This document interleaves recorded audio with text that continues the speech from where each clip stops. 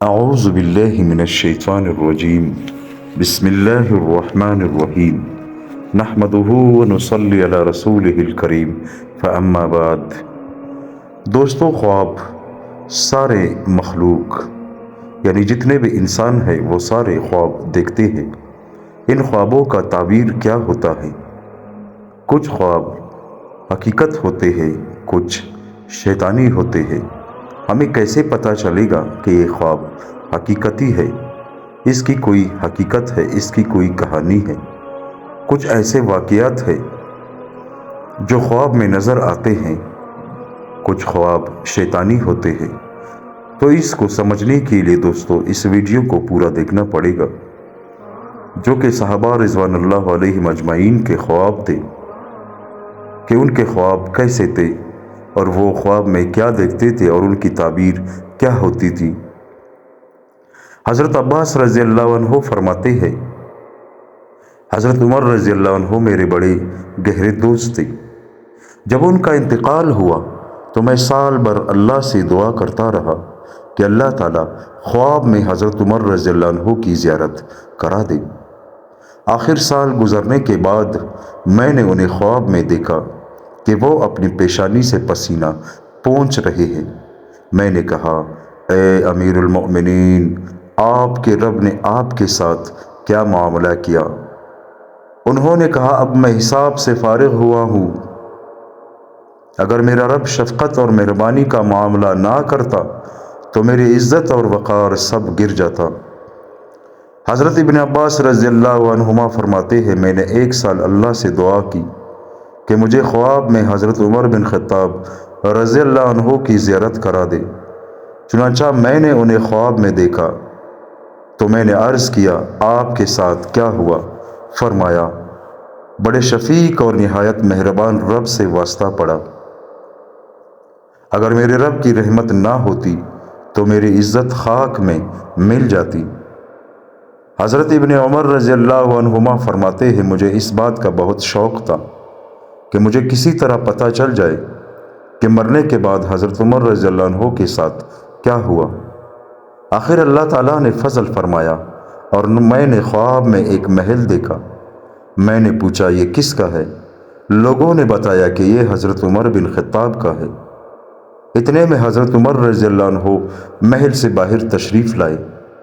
انہوں نے چادر اوڑھی ہوئی تھی، ایسے لگ رہا تھا کہ ابھی غسل کر کے آئے ہو۔ میں نے پوچھا، آپ کے ساتھ کیا معاملہ ہوا؟ فرمایا، اچھا معاملہ ہوا۔ اگر میرا رب بخشنے والا نہ ہوتا تو میری عزت خاک میں مل جاتی۔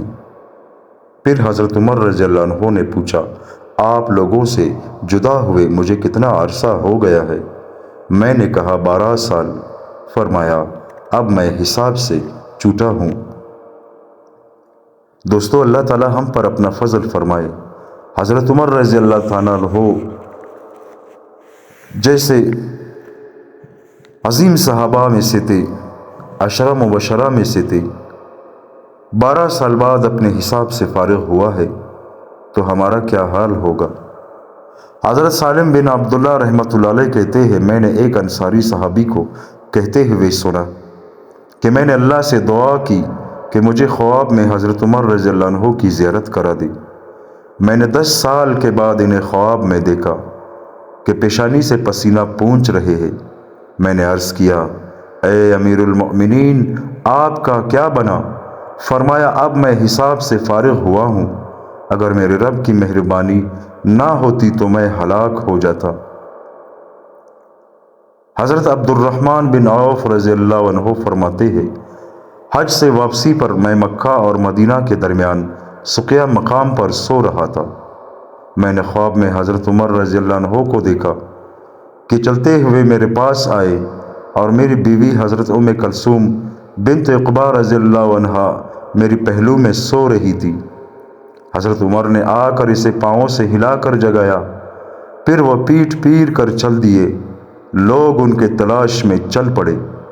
میں نے اپنے کپڑے منگوا کر پہنے اور میں بھی لوگوں کے ساتھ انہیں ڈھونڈنے لگا اور سب سے پہلے میں ان تک پہنچا، لیکن اللہ کی قسم انہیں ڈھونڈنے میں بے حد تک گیا۔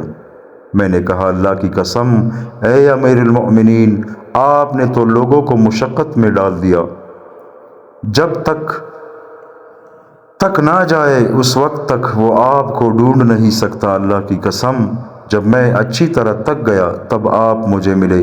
انہوں نے فرمایا میرے خیال میں تو کوئی خاص تیز نہیں چلا، یہاں تک تو خواب ہے۔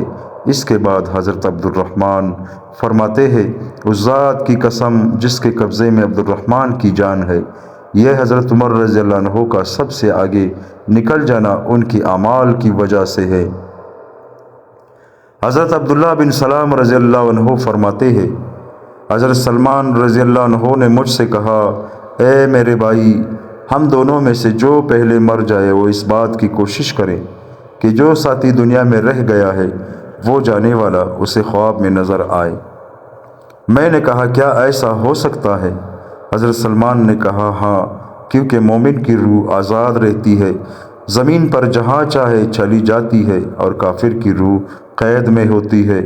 چنانچہ حضرت سلمان کا پہلے انتقال ہو گیا۔ ایک دن دوپہر کو میں اپنی چارپائی پر سونے کے لیے لیٹا، ابھی مجھے ہلکی سی نیند آئی کہ ایک دم خواب میں حضرت سلمان آ گئے۔ انہوں نے کہا السلام علیکم ورحمۃ اللہ۔ میں نے کہا اے ابو عبداللہ،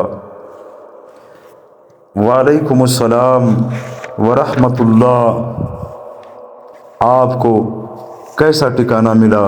فرمایا بہت عمدہ، اور توکل کو لازم پکڑنا، کیونکہ توکل بہت عمدہ چیز ہے۔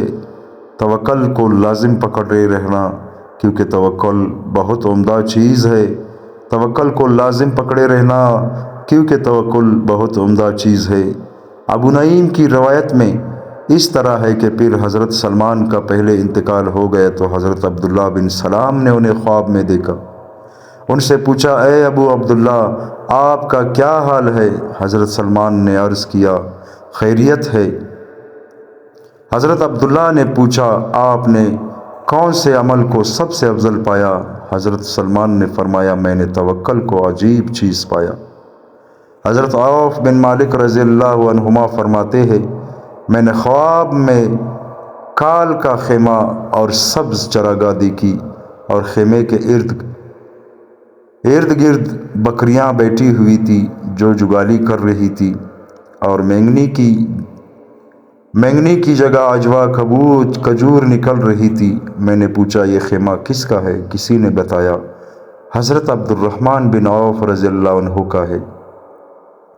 چنانچہ ہم لوگوں نے کچھ دیر انتظار کیا، پھر حضرت عبد الرحمن خیمے سے باہر تشریف لائے اور فرمایا یہ سب کچھ ہم کو اللہ نے قرآن کی وجہ سے دیا ہے، لیکن اگر تم اس گھاٹی سے پرلی طرف جھانکو تو تمہیں ایسی نعمتیں نظر آئیں گی جنہیں تمہاری آنکھ نے کبھی دیکھا نہیں اور تمہارے کان نے کبھی سنا نہیں، اور جن کا خیال بھی تمہارے دل میں نہیں آیا ہوگا۔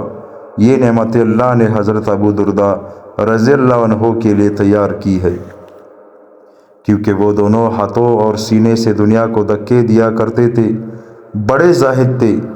امام واقدی کے اساتذہ حضرات فرماتے ہیں حضرت عبداللہ بن عمرو بن حرام رضی اللہ عنہ نے فرمایا میں نے جنگ احد سے پہلے خواب میں حضرت مبشر بن عبد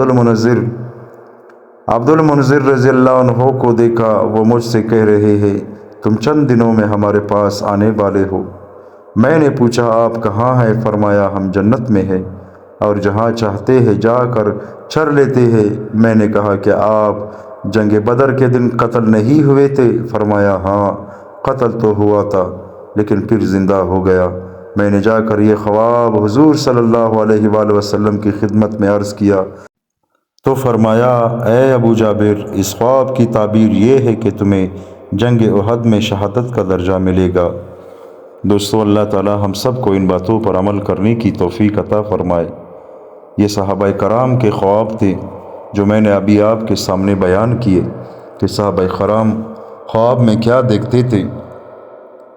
حضرت عمر رضی اللہ عنہ جیسی عظیم شخصیت کا 14 سال بعد حساب کتاب ہوتا ہے، تو ہم پر اللہ اپنا رحم فرمائے کہ حضرت عمر رضی اللہ تعالیٰ عنہ اللہ تعالیٰ کے نیک بندے تھے، نبی کریم صلی اللہ علیہ وآلہ وسلم کے ساتھی تھے، اور نبی کریم صلی اللہ علیہ وآلہ وسلم نے اللہ سے حضرت عمر رضی اللہ عنہ کو مانگا تھا کہ اللہ عمرین میں سے ایک کو مسلمان کر دے۔ حضرت عمر کے اسلام لانے کے بعد اذان کھلے عام دینے لگے مسلمان۔ پہلے کفار کی خوف سے چپ کے اذان دے رہے تھے، لیکن جب حضرت عمر رضی اللہ عنہ مسلمان ہوئے تو سرعام یعنی بالکل کھلے عام حضرت بلال رضی اللہ عنہ اذان دینے لگے، تو کفار کو ڈر ہوا۔ کفار نے کہا کہ یا تو یہ دنیا کی آخری ہے یا حضرت عمر رضی اللہ عنہ مسلمان ہو گئے ہیں۔ تو دوستو، جب ان کا یہ حال ہے کہ 14 سال بعد حساب کتاب سے وہ فارغ ہوتے ہیں، حالانکہ وہ اللہ تعالیٰ کے زاہد عابد اور صحابی تھے نبی کریم صلی اللہ علیہ وآلہ وسلم کے، جو کہ عشرہ مبشرہ میں سے تھے، تو پھر ہمارا کیا حال ہوگا دوستو؟ ہماری تو ساری دن غیبت میں، گناہ میں، جھوٹ میں گزر جاتی ہے، دھوکے بازی میں گزر جاتی ہے۔ ہم قبر کو بالکل بھول بیٹھے ہیں، موت کو تو ہم اس طرح بھول بیٹھے ہیں جیسے کہ ہم نے پوری زندگی کی وارنٹی لی ہو، لیکن اس زندگی کی کوئی وارنٹی نہیں میرے بھائیوں اور دوستو۔ جس کا وقت جہاں پورا ہوا وہ وہیں پر مرے گا۔ اللہ تعالیٰ نے آج تک کسی سے نہیں پوچھا کہ آپ کو مرنا ہے یا نہیں، صرف میرے نبی کریم صلی اللہ علیہ وآلہ وسلم سے حضرت جبرائیل علیہ السلام نے اجازت مانگی تھی۔ اس کے بعد آدم علیہ السلام سے لے کر آخری انسان تک کسی سے بھی اجازت نہیں مانگے گا۔ تو میرے بھائیوں اور دوستو، اللہ تعالیٰ ہم سب کو اپنی نیک راہ پہ چلا دے، اور اللہ تعالیٰ ہم کو اپنے دین کی توفیق دے، اور اللہ تعالیٰ ہم سب کو نیک اور صالح بنا دے، اور ہم کو مرتے وقت یہ کلمہ نصیب فرمائے کہ اشہد ان لا الہ الا اللہ و اشہد ان محمدًا عبدہ و رسولہ۔ آمین ثم آمین۔